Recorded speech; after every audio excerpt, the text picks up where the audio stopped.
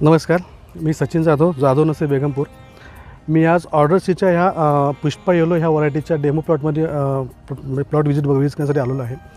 ह्या प्लॉटची लागवड आहे 9 एप्रिल आणि बऱ्यापैकी झेंडू शेतीमध्ये एक विशेष प्रॉब्लेम असा असतो की एप्रिल आणि मेमध्ये ज्या लागवडी आहेत ह्या लागवडीमध्ये एकतर प्रॉब्लेम असा असतो की त्याचा फूल निघण्याचा म्हणजे फूल चालू होण्याचा कालावधी हा खूप मोठा असतो। साधारणतः एक 65 ते 70 दिवस लागतात, परंतु हा आता 55 दिवसाचा प्लॉट आहे। ह्या 55 दिवसाच्या प्लॉटमध्ये हा चांगल्यापैकी प्लॉट आज हार्वेस्टिंगला आलेला प्लॉट आहे, म्हणजे हा एक प्रॉब्लेम सॉल्व झाला आहे ह्या व्हरायटीमध्ये। दुसरी गोष्ट, ह्या वर्षी टेम्परेचर खूप होतं, साधारणतः 45-46च्या ॲव्हरेज टेम्परेचर यावर्षी राहिलेलं आहे आणि मध्ये पाऊसही झालेले आहेत।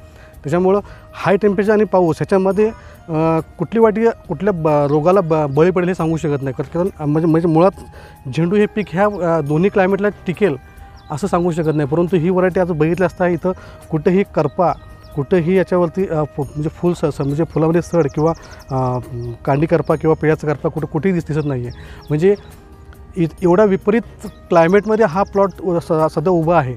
त्याच्यामुळं ही व्हरायटी 100% शेतकऱ्यांसाठी नक्कीच वरदान ठरणार आहे। हा पहिला मुद्दा। दुसरा मुद्दा असा की ह्या फुलाचा जो शेप आहे, जो याचा जो म्हणजे आपण कॉम्पॅक्टनेस म्हणतो, आपण बॉल सेगमेंट, हा जर म्हटलं तर कारण मार्केटला सध्या डिमांड ह्याच व्हरायटीला आहे जो कॉम्पॅक्टनेस पाहिजे।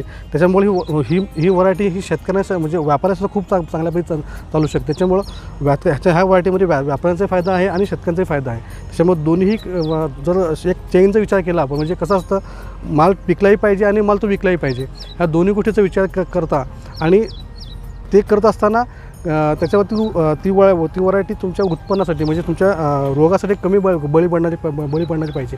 त्या तिन्ही गोष्टीसाठी विचार केला तर ही व्हरायटी खूप सुंदर व्हरायटी आहे। त्याच्यामुळे ही मार्केटला ही पुढे खूप चांगल्या पद्धतीने चालणारी व्हरायटी राहणार आहे असं मला वाटतं। नमस्कार।